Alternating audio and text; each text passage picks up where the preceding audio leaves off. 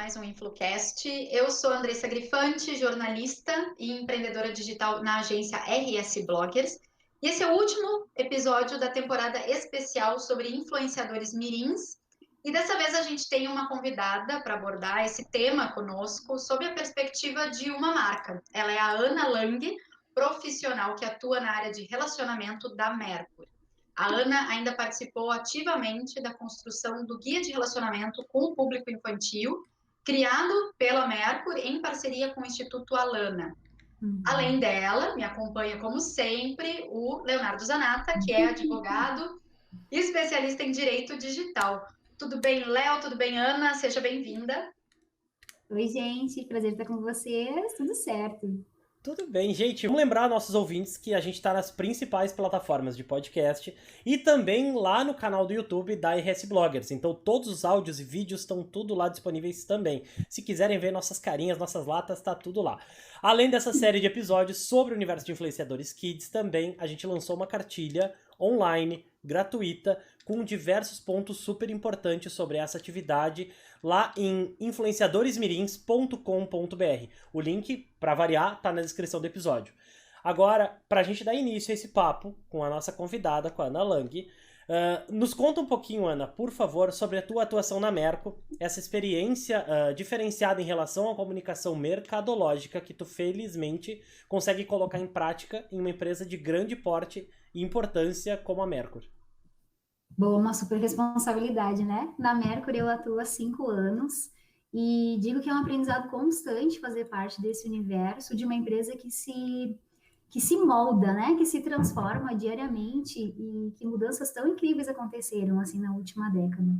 Eu atuo na área de clientes, que é a área dedicada a construir estratégia de comunicação e estratégias mercadológicas, que tem o objetivo, então, de contribuir para o relacionamento da empresa com os canais de acesso. E mais do que isso, né, o compromisso de se aproximar das pessoas que usam os nossos produtos, seja para reabilitar o corpo, né, de lesões e desconfortos, que é um negócio da saúde que a empresa atua, seja também para instigar a aprendizagem e estimular as habilidades motoras, que é o negócio da educação que a gente está conversando aqui um pouquinho hoje.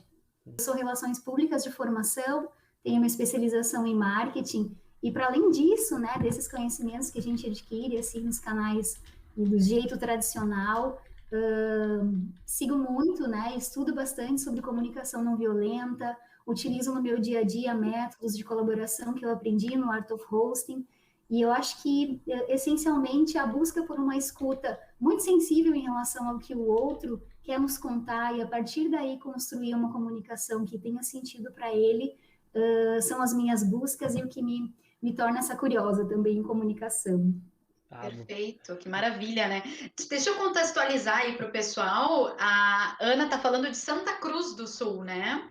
Então, e a Merkur, ela tem a sede numa cidade de interior, é grande, mas não é numa capital, e eu acho que tem isso muito, né, também no DNA da empresa, assim, porque Santa Cruz é uma cidade menor, onde todo mundo se conhece, então eu acho que toda essa parte mais de cuidado com o próximo, acho que ganha uma dimensão maior, né, quando a empresa está situada, assim, numa região como Santa Cruz. A gente está, né, numa cidade que é do interior, e a Merkur também é uma empresa familiar, né? Nós estamos hoje na terceira, na quarta geração da família, né? Então, apesar, assim, dessa vida, né, de quase 100 anos já, a gente mantém isso da proximidade, da vontade de estar próximo das pessoas e de aprender com elas também, né? Eu acho que isso que traz, assim, algo muito especial, assim, na cultura da Merkur, que é a vontade de se manter aprendendo, assim, de se manter ao mesmo tempo, né, descolada diante de uma vida já com tanto significado. Não, perfeito. E eu acho que a Merkur, ela e a gente fez esse convite para vocês estarem aqui e falarem um pouco com a gente, porque é um exemplo de empresa que colocou em prática essa responsabilidade social que é tão cobrada das empresas hoje em dia, né? mas tão pouco vista na prática, porque a teoria, ela existe, é muito bonita, e todo mundo tem um card bonitinho para falar disso, né, nas suas redes sociais, mas na prática eu sei, né, que a Mercur faz muita coisa. E eu quero destacar um desses projetos de vocês, que foi o Guia de Relacionamento com o Público Infantil, que se conecta diretamente com essa nossa temporada aqui, né? Esse material, ele traz diretrizes de como a empresa se relaciona com as crianças em diferentes aspectos, né? E aborda muito do que a gente trata aqui em todos esses episódios que a gente vem trazendo na temporada de influenciadores mirins. Entre as medidas tomadas por vocês está a não realização de qualquer publicidade direcionada a crianças. E aí, a minha pergunta é o seguinte, né? Isso vai contra a prática de um mercado agressivo que a gente está acostumado a ver, voltado muito para o interesse em lucro, em vender mais. Então, essa decisão de vocês, ela deve ter tido em algum momento alguma resistência, né? Seja do público externo, de parceiros, de fornecedores. Então, eu queria que tu falasse um pouco sobre esse processo, assim, primeiro o processo de criação do guia, já que tu participou dele ativamente, e sobre essas resistências que podem ter havido em algum momento, né? Legal. Andressa, o guia, ele se propõe de verdade, né, a trazer essas premissas, né, e o objetivo principal dele é demonstrar essa nossa preocupação de valorizar e preservar a infância. Mas eu queria contar um pouquinho para vocês como é que a gente chegou até ele, né, e eu acho que daí nessa fala eu vou ajudar e ir respondendo essas tuas perguntas. Como a gente estava falando, né, a Mercury já vai fazer 100 anos, né, já é uma empresa que tem uma vida longa, né, e as borrachas de apagar, como a gente também estava falando, são um símbolo dessa história na educação, né, e apesar da gente desenvolver produtos para a educação, foi na relação com pedagogos, com profissionais da educação, que a Mercury entendeu que contribuía pouco para a educação, né? Quando a gente fez essa pergunta até para esses atores, as pessoas nos disseram que mais do que não contribuir, por vezes a gente prejudicava o ambiente da sala de aula, né? Porque os nossos produtos naquela época, eles geravam uma segregação dentro do ambiente escolar e um apelo muito forte ao consumo. Essa aproximação com esses profissionais gerou uma série de mudanças estruturais na empresa. Uma dessas mudanças foi a decisão de não vender mais produtos licenciados, né, que geravam na sala de aula esse desconforto todo, né, que eu estava mencionando aqui na nossa conversa.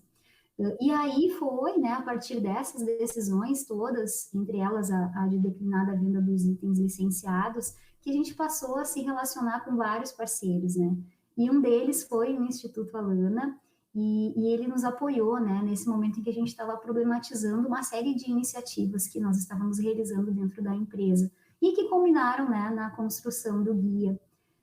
O guia foi publicado no ano passado, em setembro do ano de 2020, e ele é resultado de um processo que a gente chamou de virada de chave, que iniciou, então, lá em 2008, com a conversa, né, com esses educadores, que envolviam o Instituto Paulo Freire também. E o guia, ele traz essas premissas, né, de como é que a Mercur se relaciona com o público infantil a partir de vários aspectos.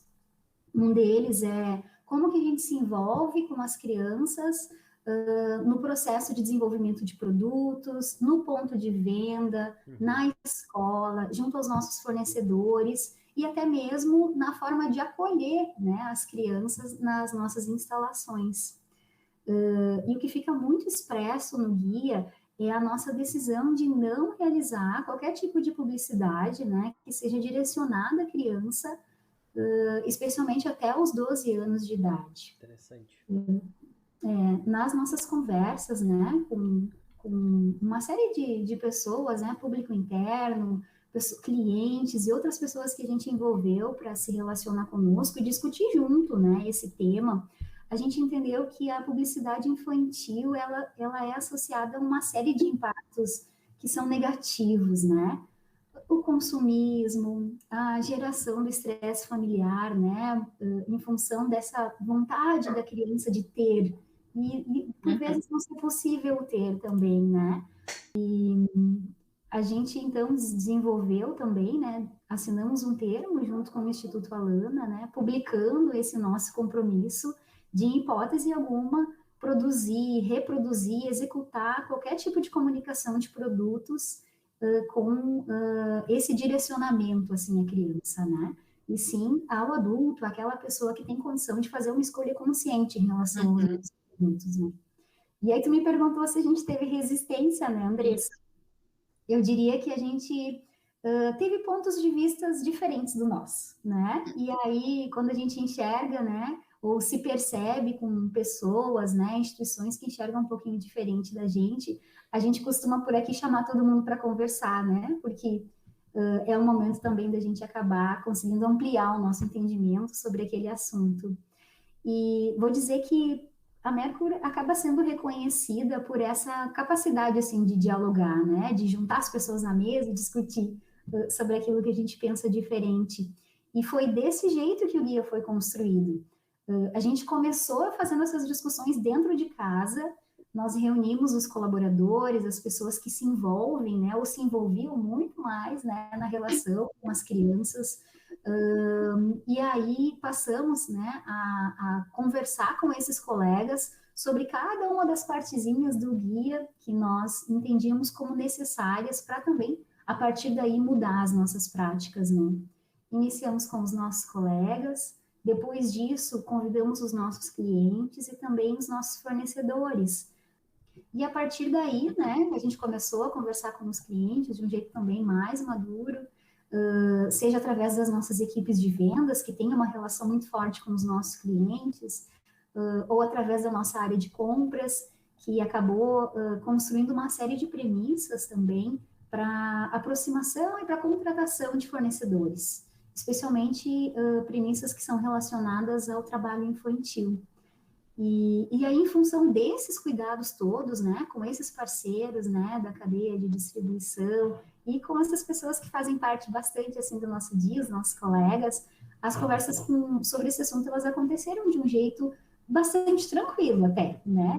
Essa decisão de dialogar facilita muito, né, para que essas mudanças ocorram com o menor nível de resistência, assim, possível, né? Porque tu tá aberto, tá explicando, tu não tá impondo uma decisão do dia para a noite, então eu achei isso bem interessante. E para quem está nos acompanhando aí, esse link do guia, que direciona para o guia, a gente sabe, viu que vocês têm também um vídeo explicativo, a gente vai deixar esse link na descrição também do episódio, então o pessoal vai poder acessar para entender toda a dimensão desse guia, né? Que é uma dimensão bem grande, assim, e representa bastante. E só mais um ponto sobre o guia, que uma outra premissa aí que é bacana de destacar, é que ele serve, ao menos eu espero, que ele sirva de exemplo para outras empresas, né? Outras marcas. A gente costuma dizer, especialmente, né, na relação com os nossos clientes, que é especificamente a área que eu atuo de um jeito mais dedicado, que por vezes esses convites em relação à utilização da criança como porta-voz daquela marca, eles acabam sendo feitos e propostos sem que de verdade a gente reflita sobre isso, né? Sem que de verdade a gente entenda qual é a responsabilidade que a gente está colocando sobre aquela criança, né? Eu percebo que a gente partilha de diversos valores em comum, né? Quando tu falou em primeiro respeito à terceira infância. Eu agora, como as pessoas que já nos acompanham aqui sabem que eu tenho tampinha de 1 ano e meio já. Lembra, Andressa, quando a gente gravou lá no começo, que eu te disse, olha, o Arthur tá recém com 2, 3 meses, ele é um bebê pré-pandêmico, tá? Ele é de novembro. Então esse respeito pela primeira, pela segunda e até pela terceira infância, que a terceira infância, para quem não sabe, ela encerra aos 12 anos, isso é muito legal, sabe? De saber que uma empresa tá preocupada com esse respeito específico para uma não exposição.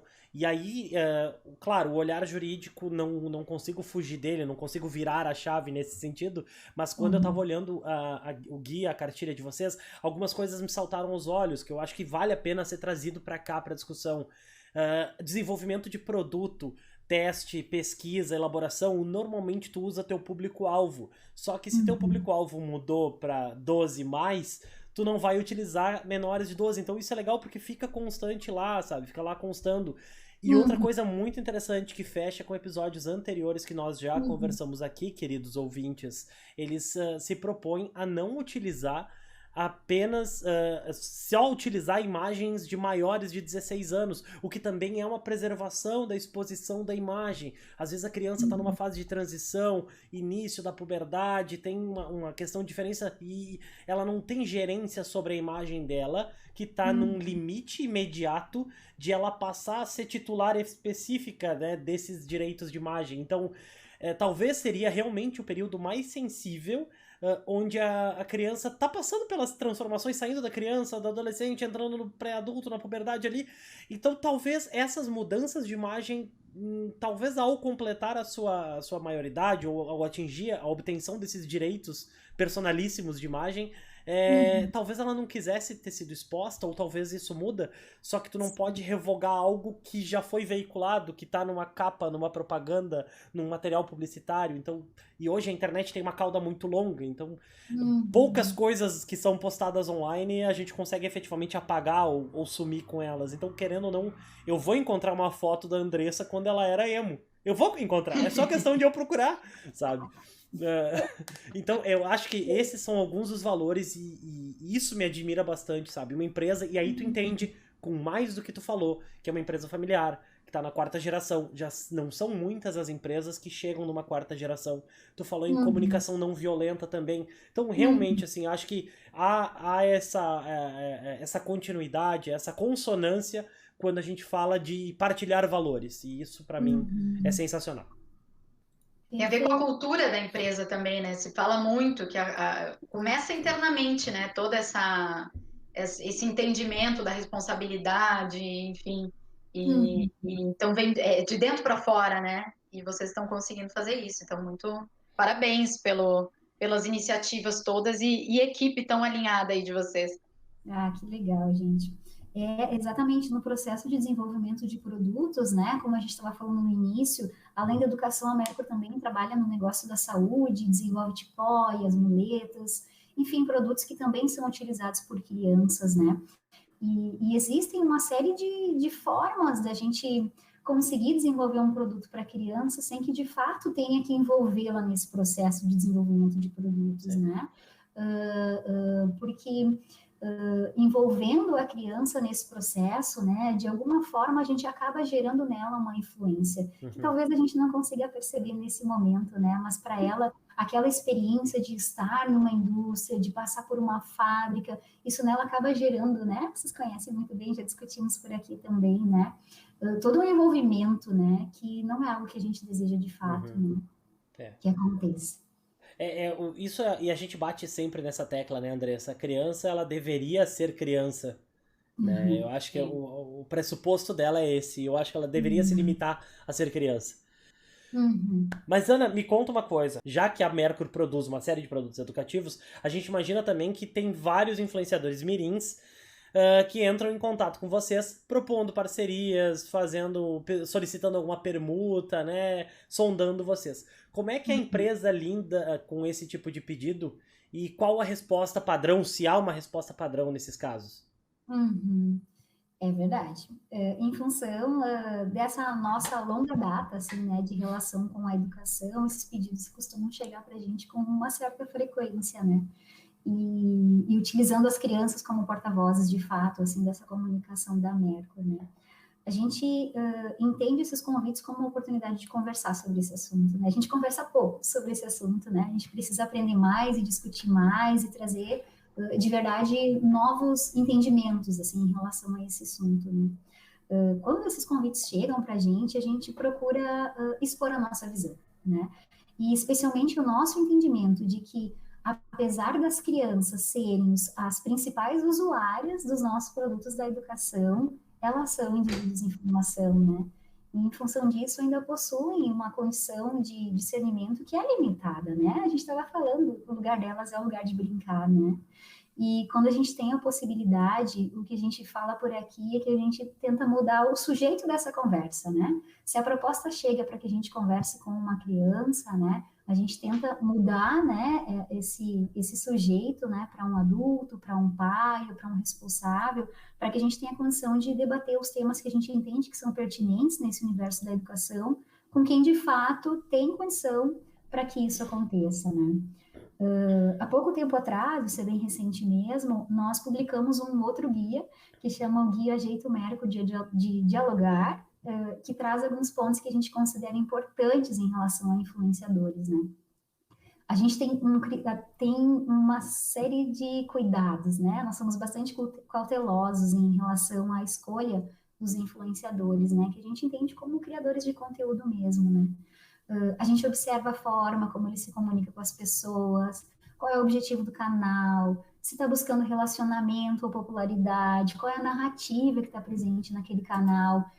E a gente também avalia qual é a conexão que aquele influenciador tem com o posicionamento da empresa. Esse é o ponto central. E quando a gente traz todos esses pontos, a gente entende que a gente busca uma maturidade na criação desse conteúdo, que a criança não tem a capacidade de oferecer, né? A gente entende que a criança precisa brincar, precisa se divertir, precisa descobrir o mundo, e em função disso a gente também preserva ela, né? E de fato não realiza, né, essa influência através de uma criança, através de uma influenciadora mirim. E é o que deveria acontecer sempre, né? Assim, essa busca das empresas, essa análise mais aprofundada. Infelizmente, muitas empresas e agências olham direto o alcance, né? Então, é número de seguidor, a capacidade daquele canal converter em venda ou não.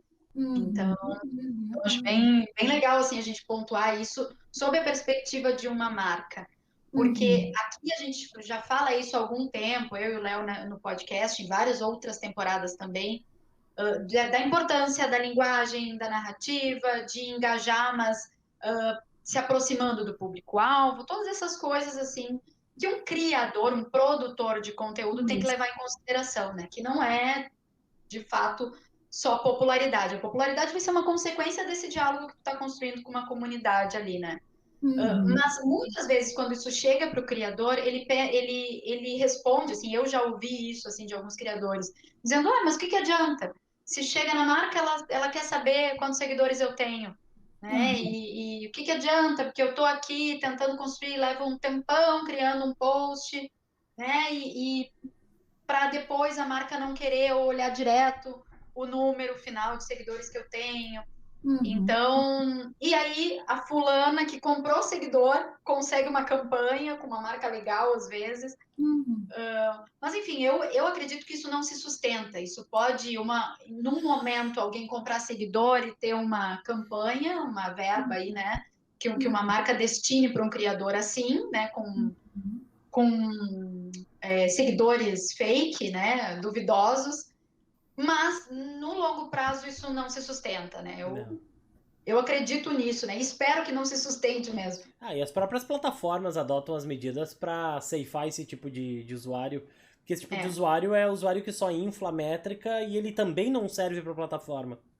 Né? Então, é uma questão de tempo até eles começarem a continuarem, na verdade, a derrubar esse tipo de usuário. Já tá, né? A gente já vê isso acontecer. Inclusive, o nosso episódio anterior foi sobre contas bloqueadas, suspensas e algumas atitudes indevidas aí que levam a isso, né? Mas agora, para ir para a tua visão, ainda desse mercado, né, sem sair de influência digital, o que a Ana pensa sobre esses profissionais, né, desse mercado, esses agentes todos, porque vocês devem se relacionar também com agências, com plataformas, com veículos de comunicação que também já estão vendendo a sua influência, né, de uma forma diferente, né, no meio digital. Qual é a tua visão assim desse mercado, já que tu é um profissional que se especializou em marketing e está recebendo essas demandas, né? Acho que é visível assim o quanto cresceu esse mercado de influenciadores digitais, né? especialmente em função do momento em que a gente está vivendo, né? Nós estamos mais reclusos, né? Mudamos muito os nossos hábitos, né? Nos tornamos ainda mais digitais do que nunca, né? E eu olho para esse mercado de influência de um jeito bastante positivo, assim, quando eu enxergo que ele tem a capacidade de conectar, de nos conectar com outras pessoas que compartilham dos mesmos interesses que a gente, dos mesmos sonhos, das mesmas necessidades que a gente, né? E acredito muito nesse poder das conexões, assim, nessa capacidade da gente se transformar quando a gente está na relação com o outro mesmo, né? Então, acho positivo esse acesso aos conteúdos que são autorais, que são genuínos, que engajam de verdade as pessoas, né? E ajudam elas, nos ajudam, né? A criar a mudança que a gente deseja, né? Mas tem uma preocupação, né? Como profissional e também como mãe, né? Com as histórias que por vezes a gente enxerga contadas por aí, né? Nesse mundo que é tão complexo, a gente precisa de conexões que sejam verdadeiras, né? Que se sustentem, que acho que foi a palavra que tu usou antes também, né, Andressa, a longo prazo, e que de fato façam uma diferença na vida das pessoas, né? Que ajudem elas a revelar quem elas são de fato, mais do que o que elas têm, né? Que eu acho que também tem a ver com o que a gente falava antes, assim, enquanto uma comunicação muito apelativa para o consumo, né? Então, a gente retomar, né, a nossa essência, que nos torna tão únicos, né? E é assim que eu enxergo, né, esse mercado, né? Eu diria que acho que o papel desse influenciador, né, precisa ser um papel muito positivo, né? De quem atue de verdade, assim, com generosidade com as pessoas que o seguem, né? Com quem acredita naquilo que eles estão propondo, né? E tenha um cuidado, especialmente consigo também, né? Para que aquele assunto, para que aquela pauta, para que aquela causa, né? Que defenda, né? Que produza conteúdos também seja uma causa verdadeira, né? Porque aí também eu acho que as relações conseguem se sustentar e se fortalecer a longo prazo. Perfeito, que é aquela mesma coisa que a gente espera tanto das marcas e que tantos influenciadores, né, levantam por aí as bandeiras de que a marca precisa se preocupar mais com responsabilidade social, e é disso que a gente está falando. Os influenciadores, eles também têm a sua marca, né, e eles também precisam mostrar isso. Eu gostei bastante que tu usou a palavra generosidade, né, com a sua audiência, achei bem, bem impactante, acho que é bem por aí, né, ter carinho por aquelas pessoas que estão ali despendendo tempo para consumir o teu conteúdo, né? E eu acho que antes do Léo finalizar, eu queria reforçar essa ideia da marca também como criadora de conteúdo, né? Então, todo esse mercado de influência digital, ele também abre espaço para que as marcas produzam conteúdos. Esse guia nada mais é do que um conteúdo criado por uma marca e que vocês estão disseminando e ajudando a propagar uma ideia positiva, né, de melhoria dentro desse universo, desse público infantil, né?